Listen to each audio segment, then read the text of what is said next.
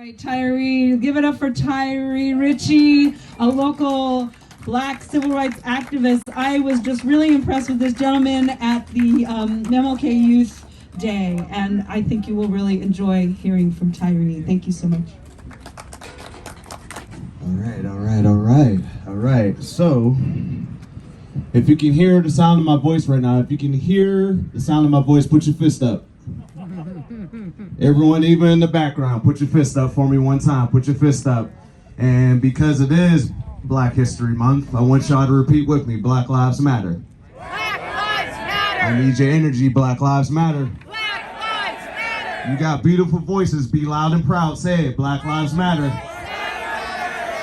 And as we honor a day of Miss Rosa Parks and many Black leaders before us, a lot of them entered situations that were fearful and always life-threatening. Even a situation such as Rosa Parks, as we celebrate Rosa Parks Day, that was a situation even before her. It was many other leaders that sacrificed their time and effort to make sure we had equitable transit for everyone in the community. So that's important. When I have you raise your fist up, you raise it with pride, you be fearless while you do it. So never take this for granted. And with that, I want to quote one of the many leaders that we just celebrated last month, Mr. MLK. It's a quote that really carried me over. I'm just going to just repeat it real quick. We heard and live with the myth of time. And the only answer I can give to that myth is that time is neutral. It can be used either constructively or destructively. I must say to you that I am convinced that the forces of ill will has often used time much more effectively than the forces of goodwill.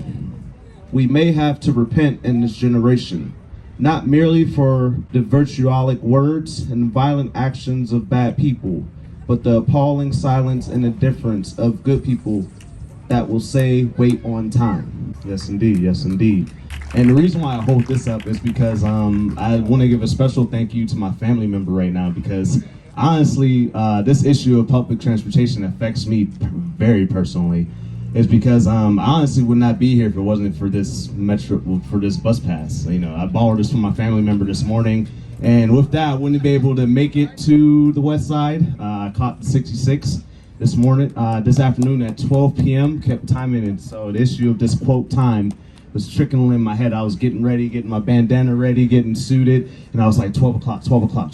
So if you probably saw me on 41st Avenue earlier this morning, trucking it to make the 12 o'clock on time. And from there, waited about 10 to 15 minutes for the 19 depart from the Santa Cruz Metro to take me from Santa Cruz Metro to the west side, where I met all the beautiful organizers and activists alongside to march with you all today. So I'm very thankful and blessed for this bus pass and for my family member for giving me this bus pass.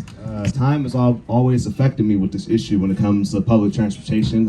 I was born in Atlanta, Georgia, so being first born in Atlanta, Georgia, I was very privileged in a lot of ways with public transportation. I was blessed to live right across the street from what they call Kensington Station. In Kensington Station, you catch the MARTA train. It takes you right into downtown Atlanta.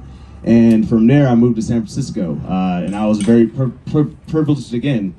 Just right outside my window, I lived on 43rd Avenue in Terraville. And 43rd Avenue in Terraville, it's the L train line. They're called the Muni L train line. It takes you right to the San Francisco Zoo. But I was very privileged living on that train line to take me from school, to take me from other social gatherings. Then when I moved to Santa Cruz, I got off here on the Greyhound bus, and I was like, wow, this is very different from Atlanta or San Francisco. Just the often lack of resources when it comes to transportation. And as we grew into the pandemic, me as an essential worker especially, it was very fearful.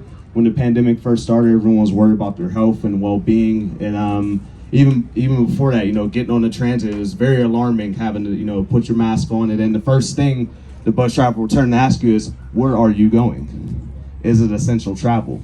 And me in my worker's outfit, I was like, I'm trying to go to work so I can get paid. But even before that, transportation has always been an issue that affected me more personally. Even before the pandemic started, trying to find economic resources and opportunities out here in Santa Cruz County is very wide and thin.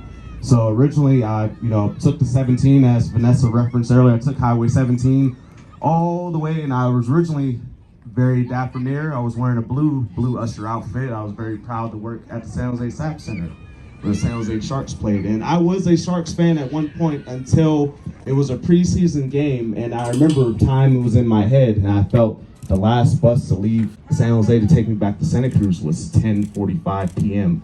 So the whole time watching the game, and then when the Sharks scored, everyone erupted and cheered loud at the top of their lungs, except me, because I had to catch that last bus. So I often had to beg my employers every shift, can I please catch this last bus? I'm gonna be stranded here in San Jose if I don't get back to Santa Cruz in time. And so eventually I had to leave that employer because it was a great opportunity, but I didn't have resource with time. And from there, I thought, I'd find something locally. So even before the pandemic, I was security for the Catalyst in downtown Santa Cruz. So as fun as that was, working concerts, but again, time was in the back of my head because most of the time, most concerts, which people were excited to come for, most concerts don't end till probably after 12 o'clock, 1 o'clock, which is understandable for concerts to get a little bit crazy, a little bit rambunctious. But at that time was in the back of my head, and that time was the last bus, which we heard earlier, 71, to take me at least out of Santa Cruz back near where I live at Capitola. It was at 11:45, and from there I would sometimes get off early, and sometimes I would get off late. So which means it wouldn't be any buses available beyond 12 o'clock at night. And obviously with concerts that end, it's a line of Ubers and Lyfts. But often not all the concert goers will have first dibs automatically. Many of them were inebriated, I must add. So obviously they're gonna have first dibs. And for me, it was a fearful time because calling Lyft and Uber was something I didn't really want to do, but something I needed to do to get myself home for the night. And often it was fearful too, identifying as a black male, dressed in all black at 2 o'clock in the morning and awaiting an Uber driver who may be fearful of my presence. Being a black male, dressed in all black at 2 o'clock in the morning, just trying to get home. And often not, it wouldn't be any lifts available, so I would walk from Pacific Avenue here in Santa Cruz all the way back to 41st Avenue to get myself home for the evening, for the night. And so it was repetitive, and then after that, decided wasn't best for me. And so even as the pandemic was looming, was coming slowly into Santa Cruz, I applied for a job merely like down the street from my house. I was nearly close to getting a job at O'Neill's shop.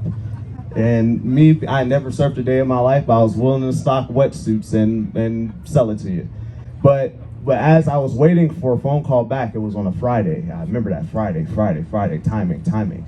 Waiting on that call to come on Friday, but on that Friday, something very serious happened. As everyone on their TV screens, they watched Governor Gavin Newsom announce a statewide shutdown. And the first thing that popped in my head was, well, I guess O'Neill's is not gonna call me back anytime soon.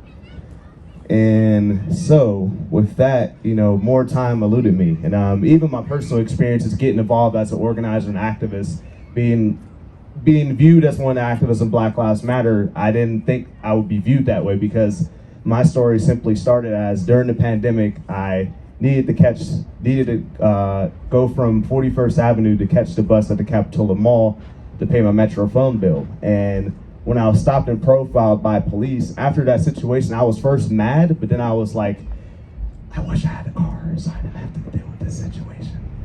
More buses, more trains, we need to make the change. More buses, more trains, we need to make the change. More buses, more trains, we need to make the change.